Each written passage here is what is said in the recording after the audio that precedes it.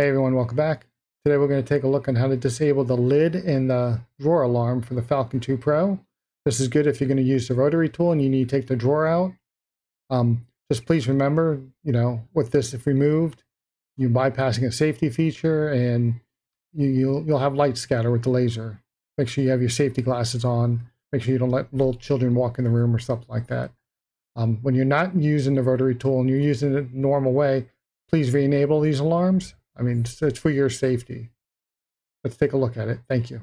So right behind the Creality Falcon2 Pro stamp on the front, just go ahead and move your head back. Look right here in the corner. You see those two switches. All you have to do is press these two switches in. It's that simple. Thank you.